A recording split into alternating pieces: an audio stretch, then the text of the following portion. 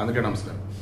Central drugs standard control authority organisation, దీనికి సంబంధించి మొన్న మనం డాక్టర్ శివరంజన్ అని చెప్పేసి ఈ ఓఆర్ఎస్ లిక్విడ్ మీద ఫైట్ చేస్తున్నప్పుడు అక్కడ దాకా వెళ్తే వాళ్ళు వచ్చేది food safety and standards authority of India దానికి సంబంధించి ఉంటుందమ్మా, మేం కాదమ్మా అని అన్నారని మాట్లాడుకున్నాం. ఇప్పుడు ఈ central drugs standard authority control organisation వాళ్ళు ఏం చేశారంటే సెప్టెంబర్లో ఏవైతే మార్కెట్లు రిజల్ట్ ఉన్నాయో వాటిలో కొన్నిటి మీద టెస్టులు చేశారు.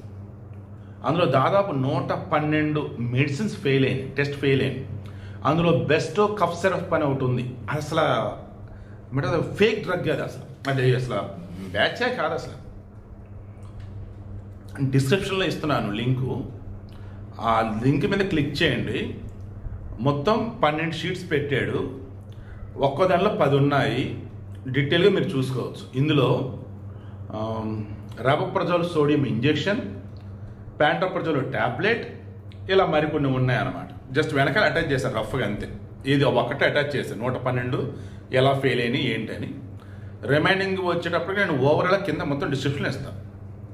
నా యొక్క మెయిన్ ఇంటెన్షన్ ఏంటంటే మీరు రెగ్యులర్గా వాడుతున్న మెడిసిన్స్ ఏవైతే ఉన్నాయో అవి మీకు అంత బాగుంటే ఓకే, ఏ కొంచెం తేడాగా ఉన్నా ఈ లిస్టులో ఏదైనా ఉన్నాయో చెక్ చేసుకుని దాన్ని ఆపేసాడు, అంతే నేను చెప్పదలుచుకుంది.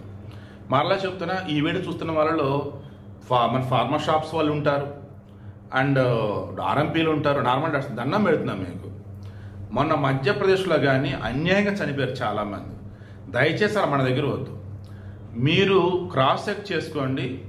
మెడికల్ రిప్రజెంటేటివ్స్ ఇచ్చే ఇన్సెంటివ్స్ బెనిఫిట్స్ కోసం ఆశపడి ఎట్టి పరిస్థితుల్లో కూడా ప్రాపర్గా ఉన్నటువంటి దానిని కాకుండా ఎట్టబడితే అట్టు దాన్ని మాత్రం దయచేసి జనానికి రాసేసి ప్రయోగాలు చంపకండి.